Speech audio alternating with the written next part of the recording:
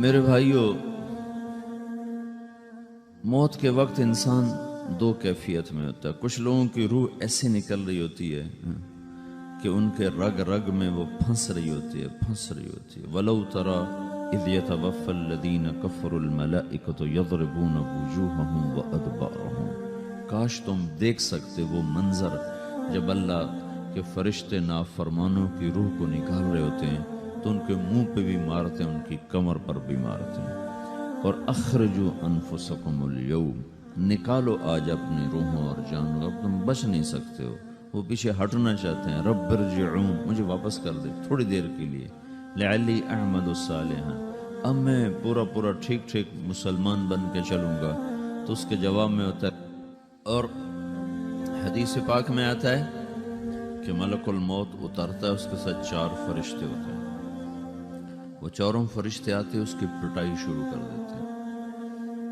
ابھی پرسوں یہ حدیث میں نے پڑھی ابن ماجہ میں کہ ملک الموت کہتا ہے ایتھا النفس الخبیثہ کانت فی الجسد الخبیث، اے خبیث روح جو خبیث جسم میں تھی، اخرجی، باہر آؤ۔ اب وہ واپس تو ہو نہیں سکتا، اپنے آپ کو روک تو سکتا نہیں، تو وہ حیران پریشان خوف زدہ، تو اس کے جواب میں اس کو ملک الموت کہتا ابشری بحمیم وغساق وآخر من شکلہ ازواج، تیار ہو جاؤ خوفناک عذاب کے لیے اور کھولتے پانیوں کے لیے، کانٹے دار جھاڑیوں کے لیے اور بے شمار عذاب کی شکلوں کے لیے۔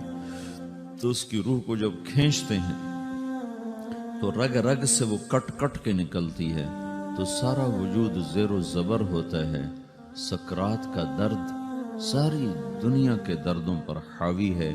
جب اس کی روح نکلتی ہے اور اس کو لے کر آسمان پر چلتے ہیں تو دروازے پر پہنچتے ہیں تو اندر سے فرشتے پوچھتے ہیں کون ہے؟ کہتے ہیں فلاں کا بیٹا ہے۔ کا نفس خبیثہ فی الجسد الخبیث، یہ تو وہی بدماش ہے جو بدماش جسم میں تھا، یہ وہ بدبخت روح ہے جو بدبخت جسم میں تھی، اس کے لیے آسمان کے دروازے نہیں کھول سکتے، اسے واپس کر دیا جائے۔ تو آسمان کے دروازے لا تفتح لهم ابواب السماء ولا يدخلون الجنة حتى يلج الجمل في سم الخياط، کہ ان کے لیے آسمان کے دروازے نہیں کھلیں گے اور ان کے لیے جنت کے دروازے نہیں کھلیں گے، پھر یہ وہاں سے نیچے گرائے جاتے ہیں جو اللہ کا قید خانہ ہے سجین، وما ادراک ما سجین کتاب مرقوم، وہ تمہیں خبر نہیں کہ وہ کیا خوفناک قید خانہ ہے جو اللہ تعالیٰ نے بنایا ہے، اسے وہاں دھکیل دیا جاتا ہے۔ پھر قیامت تک اس کے لیے انتظار کی گھڑیاں ہیں اور عذاب کی شدت ہے۔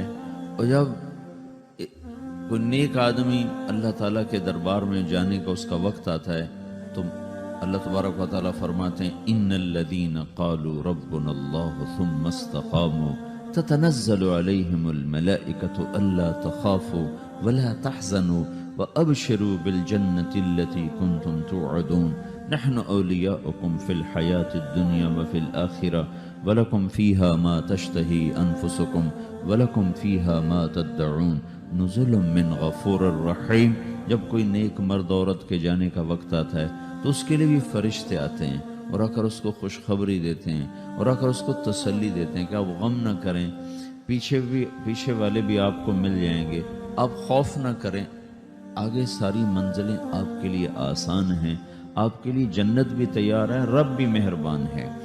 اور حدیث پاک میں آتا ہے کہ ملک الموت اور 4 فرشتے آتے ہیں، وہ 4 فرشتے اس کو سہلاتے ہیں، دباتے ہیں کہ موت کا درد اسے محسوس نہ ہو، اور ملک الموت فرماتے ہیں ایتھا النفس الحمیدہ کانت فی الجسد الحمید اخرجی، اے نیک روح جو نیک جسم میں تھی باہر آؤ۔ کیا کرو؟ وابشری بروح وریحان ورب راض عنک غیر غضبان، آپ کو بشارت ہو آپ کے لیے جنت تیار ہو چکی ہے اور وہاں کی ساری نعمتیں آپ کے لیے میسر ہو چکی ہیں اور اللہ آپ پہ راضی ہو چکا ہے اور اللہ آپ پہ خوش ہو چکا ہے۔ اس پر اس کی روح کو نکالا جاتا ہے، پھر سارے فرشتے اس کو استقبال کے ساتھ جب آسمان پر لے جاتے ہیں تو اندر سے پوچھتے ہیں کون ہے؟ کہ فلاں کا بیٹا، فلاں کی بیٹی۔ کہتے ہیں نفس حمیدہ فی جسد حمید، یہ تو نیک روح تھی جو نیک جسم میں تھی، مرحبا بہی، اس کو ہم سب استقبال کس کا کرتے ہیں، اور ایک دم آسمان کے دروازے کھلتے ہیں، پھر وہ پہلا، دوسرا، تیسرا، چوتھا سارے آسمان پار کرتا ہوا اللہ پاک کے عرش کے نیچے کے جا کر، مرد ہے یا عورت، وہاں جا کر سجدے میں سر رکھتا ہے، اور اللہ تعالیٰ فرماتے ہیں ہاں اس نے ہمیں خوش کیا، ہم اسے خوش کریں گے، اور اس کو عافیت کے ساتھ وہاں آسمان میں، پہلے آسمان سے لے کر اللہ کے عرش تک یہ سب ویٹنگ روم بنے ہوئے، جہاں اللہ اپنے اپنے درجات کے مطابق جنت والوں کو ٹھہراتا ہے، اور وہ انتظار گاہ ہے، اور وقت ختم ہو جاتا ہے، لہٰذا انتظار کی جو تکلیف ہے وہ بھی ختم ہو جاتی ہے، وقت ختم تو انتظار کا احساس ختم، اور ٹائم کے گزرنے کا احساس ختم۔ تو جیسے اصحاب کہف کو اللہ نے غار میں داخل کر کے، تو غار کے اندر سے وقت کو نکال کے باہر پھینک دیا، باہر 300 سال گزرے، اندر آدھا ہی دن گزرا تھا۔ وہ جب اٹھے ہیں تو وہ 25 برس کا نوجوان 325 سال کا ہو کے نہیں اٹھا، وہ 25 سال کی عمر میں اٹھا ہے، نہ ناخن بڑا ہے، نہ مونچھیں بڑی ہیں، نہ ان کی داڑیاں لمبی ہوئی ہیں، جو تو زندہ تھے، مر نہیں گئے تھے، تو زندہ کے تو بال بھی بڑھتے ہیں، ناخن بھی بڑھتے ہیں، لیکن وہ اس طرح اٹھے کہ 300 برس گزر گئے، اور 25 برس کا نوجوان 25 سال کی عمر میں اٹھا ہے، 20 برس کا 20 برس کی عمر میں اٹھا ہے، اور وہ کہنے لگے کم لبثنا، بھئی کتنا ٹھہرے ہیں، تو یومن او بعض یومن، لگتا ہے کوئی دن، آدھا دن ٹھہرے ہیں۔ وہ صحیح کہہ رہے تھے، باہر اللہ تعالیٰ نے وقت کی گھڑی کو چلائے رکھا، اور اندر غار میں اس کو سوئچ آف کر دیا، نکال دیا، یہاں وقت کو داخل نہیں ہونے دیا، تو وقت کے گزرنے سے جو بھی اثرات مرتب ہوتے ہیں ان پر مرتب نہیں ہوئے، تو وہ 20 آدھے ہی دن کے بعد اٹھے ہیں، باہر 300 سال، اندر آدھا دن۔ یہی کچھ اللہ تبارک و تعالیٰ برزخ میں کر دیتا ہے، وقت کو ختم کر دیتا ہے، گزرنے کا احساس نہیں ہوتا ہے۔ تو اس طرح میرے عزیزو، یہ دو موتیں ہر انسان دیکھتا ہے، یا وہ جنت کے فرشتوں کا استقبال دیکھتا ہے، یا جہنم کے فرشتوں کی مار اور پٹائی کو سہتا ہے۔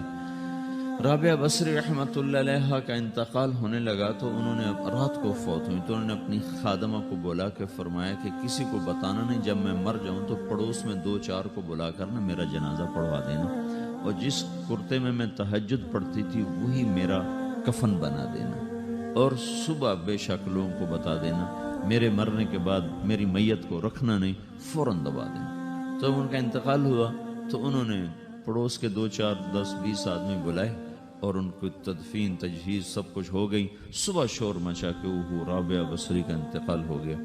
تو اگلے دن وہ خواب میں اس خادمہ کو ملی، اور کہا بیٹی تیری بڑی مہربانی، تو نے میری وصیت کے مطابق عمل کیا۔ اس نے دیکھا کہ انہوں نے ایک خوبصورت سبز لباس پہنا ہوا ہے، تو وہ فرمانے لگی، انہوں نے سوال کیا کہ آپ کے ساتھ قبر میں کیا ہوا؟ تو وہ کہنے لگی کہ میرے پاس منکر نکیر آئے تھے، اور مجھ سے کہنے لگے من رب کی، تیرا رب کون ہے؟ تو میں نے کہا سبحان اللہ، 40 برس جس کو میں نہ بھلا سکی، اس کو 4 ہاتھ زمین میں آ کے میں بھول جاؤں گی۔ ان کا 42 برس کی عمر میں انتقال ہوا تھا۔ تو وہ کہنے لگے سبحان اللہ، جس کو میں 40 برس نہ بھولا سکی، میں اسے 4 ہاتھ زمین کے اندر آ کے بھول جاؤں گی۔ تو منکر نکیر کہنے لگے اس کا کیا حساب لینا؟ پھر انہوں نے پوچھا کہ وہ آپ کا وہ کرتا کہاں گیا تہجد والا جس میں آپ کو کفن دیا تھا؟ کہا وہ اللہ نے مجھ سے لے لیا ہے اور میرے اعمال کے خزانے میں رکھ دیا ہے، قیامت کے دن میرا وہ کرتا بھی میرے ترازو میں تولا جائے گا، اور مجھے یہ لباس پہنایا ہے جو جنت کا لباس ہے۔ یہ بھی ایک موت ہے۔ اس طرح بھی لوگ مرتے ہیں۔ اور دوسری بھی ایک موت ہے، ہمارے علاقے کی بتا رہا ہوں، اپنے علاقے کی۔ ایک زمیندار مر گیا، اس کی قبر کھودی، ساری بچھوؤں سے بھری ہو، ایسے جیسے چیونٹیاں پھر رہی ہوتی، تو انہیں وہ بند کر کے دوسری کھودی، ساری بچھوؤں سے بھری ہو، پھر وہ بند کر کے تیسری کھودی، ساری بچھوؤں سے بھری ہو۔ قبرستان میں اتنے بچھو کہاں سے آ گئے؟ یہ زمین کے بچھو نہیں ہے، یہ آخرت کی بلائیں ہیں جس کے ساتھ اب اسے قیامت تک رہنا ہے اور گزارا کرنا ہے۔ تو یہ 2 طرح کی موتیں روزانہ لوگ مرتے ہیں، روزانہ لوگ مرتے ہیں۔ جب نماز کا وقت ہوتا ہے، ملک الموت ساری دنیا کا چکر لگاتا ہے، اور دیکھتا ہے کون پڑھ رہا ہے کون نہیں پڑھ رہا، کون پڑھ رہا ہے کون نہیں پڑھ رہا۔ جو نماز کی پابندی کرتا ہے اس کی موت آسانی سے ہوتی، جو نماز میں غفلت کرتا ہے اس کے ساتھ موت کے وقت شدت اور سختی اختیار کی جاتی۔ تو بھائیو، یہ ایک جسم ہے، ایک روح ہے۔ روح باقی رہنے والی چیز ہے، جسم مٹ جاتا ہے، پھر اللہ سے قیامت کے دن نیا جسم عطا فرمائے گا، ایک نیا جسم دیا جائے گا۔ روح وہی ہے جو اللہ کے خزانوں میں جمع ہو جاتی ہے۔ نافرمان کی سیاہ کالی روح ہوتی، فرمان بردار کی روشن چمکدار روح ہوتی ہے۔ تو اللہ نے کچھ تقاضے جسم کے رکھے ہیں اور کچھ روح کے رکھے ہیں۔ جسم کے تقاضے پورے نہ کرو تو یہ پریشان ہو جاتا ہے، روح کے تقاضے پورے نہ کرو تو یہ پریشان ہو جاتی۔ روح کی پریشانی جسم سے زیادہ ہے، چونکہ روح کی طاقت جسم سے زیادہ ہے۔ جسم مٹی سے بنا ہے، اس کی غذا بھی مٹی سے نکلتی ہے۔ روح آسمان سے ہے، اس کی غذا بھی آسمان سے ہے۔ روح کا تعلق جب تک اللہ سے نہیں جڑتا، اس سے بھوک اور پیاس لگتی رہتی ہے۔ جسم کو جب تک روٹی اور پانی نہ ملے یہ تڑپتا اور پریشان رہتا ہے۔ جیسے اللہ تعالیٰ نے ہمارے جسم میں روٹی اور پانی کی طلب کو بے ساختہ رکھ دیا ہے۔ میں بیان کے دوران بھی پانی پی رہا ہوں، آپ دیکھ رہے ہیں کہ میرا حلق سوکھ جاتا ہے، مجھے طلب محسوس ہوتی ہے، پانی، حلق سوکھتا ہے پانی کی طرف بھاگتے ہیں، بھوک لگتی ہم روٹی کی طرف بھاگتے ہیں۔ یہ ایک ایسا اندر میں آٹومیٹک سسٹم ہے کہ ہم اس کو آف نہیں کر سکتے۔ یہ سوتے سوتے بھی بھوک کی وجہ سے آنکھ کھل جاتی، سوتے سوتے پیاس کی وجہ سے آنکھ کھل جاتی ہے۔ یہ ایسا خود اللہ تعالیٰ نے ساختہ نظام بنایا ہے کہ آپ اپنے جسم میں روٹی اور پانی کی طلب کو نہیں نکال سکتے۔ میرے عزیزو، ٹھیک اسی طرح اللہ نے انسانی روح میں اپنی طلب رکھ دی ہے اور اپنے رسول کی طلب رکھ دی ہے۔ یہ دو طلب ایسی ہیں کہ یہ آپ کے جسم روح سے نکل نہیں سکتی۔ جیسے بھوکا روٹی نہ کھا لے، پیاسا پانی نہ پی لے، اسے چین نہیں آ سکتا۔ وہ روح جو اللہ اور اس کے رسول سے نہ آشنا ہے، جب تک وہ وہاں تک پہنچ نہیں جاتی اسے چین نہیں آ سکتا، اس کا اندر پریشان رہے گا۔ 1997 میں جب جنید جمشید سے میری پہلی ملاقات ہوئی تو اس نے مجھ سے یہ سوال کیا کہ مولوی صاحب، ایک پاکستانی نوجوان جس گلیمر کو خوابوں میں دیکھتا ہے، وہ گلیمر تو مجھے زندگی میں ویسے ہی حاصل ہے، میرے چاروں طرف زندگی کا رقص ہے اور میری زندگی کی ہر خواہش، ہر تمنا پوری ہے، اس کے باوجود میرے اندر اندھیرا ہے، میرے اندر خلا ہے۔ مجھے لگتا ہے میں وہ کشتی ہوں جس کا کوئی ساحل نہیں، جس کی کوئی سمت نہیں۔ www.dasquran.com۔ ایسا نہیں ہونا چاہیے۔ ایک عام لڑکا تو کہتا ہے ہائے کاش یہ ہوتا، اس کو وہ نہیں ہو رہا تو پھر وہ پریشان ہے، ہائے یہ ہوتا، ہائے وہ ہوتا۔ تو میں تو ہائے نہیں کرتا ہوں، میری تو ہر لذت اور خواہش میرے سامنے تشتری میں سجا کے پیش کی جا رہی۔ میں کیوں ایسا کر رہا ہوں؟ میں ہائے ہائے کیوں کر رہا ہوں؟ میرا اندر ویران کیوں ہے؟ میرے اندر میں خلا کیوں ہے؟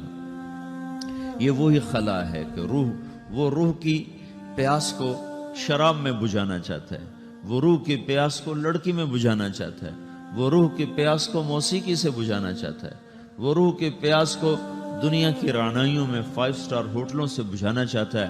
روح کیا جانے روٹی کیا ہے، شراب کیا ہے، پانی کیا ہے، عورت کیا ہے، موسیقی کیا ہے، گھنگرو کیا ہے، پائل کیا ہے، چھنکار کیا ہے، روح کو ان چیزوں کی کیا خبر؟ امریکہ میں ہماری ایک جماعت تھی تو 4 لڑکے 2 لڑکیاں، 4 لڑکیاں 2 لڑکے مسلمان ہیں۔ تو ایک لڑکے کا نام رکھا تھا ابراہیم، اور اس کو جب پڑھایا نا کلمہ، انہوں نے کہا ہائے، انہوں نے کہا ہائے، اور دونوں ہاتھ یہاں رکھے سینے پر، دل پر، کہا ہائے۔ تو ہمارے ساتھی ہیں ڈاکٹر اختر، وہ کہنے لگا کیا ہوا کیا ہوا؟ کہنے لگا جب سے ہوش سنبھالا یہ جگہ خالی تھی، یہ تیرے کلمہ پڑھانے پر بھر گئی ہے کہ میری خوشی سے ہائے نکل گئی۔ یہ جگہ خالی رہے گی، یہاں شراب نہیں پہنچ سکتی، یہاں نغمہ اور موسیقی نہیں پہنچ سکتے، یہاں تالے لگے ہوئے ہیں، یہاں تک کوئی آواز نہیں جا سکتی۔ دل کے تاروں پر ایک ہی نغمہ چڑھ سکتا ہے اور وہ اللہ کی یاد کا ہے اور اللہ کی محبت کا ہے اور اللہ کے رسول کی محبت کا ہے۔ باقی کوئی مضراب ایسا نہیں جو ان تاروں کو چھیڑ سکے، باقی کوئی چیز، آواز ایسی نہیں جو دل کی دنیا پر جا کر دستک دے سکے۔ یہاں بند دروازے ہیں، یہاں صرف اللہ پہنچے گا، اللہ کے رسول کا تعلق پہنچے گا، باقی کوئی چیز یہاں نہیں جا سکتی۔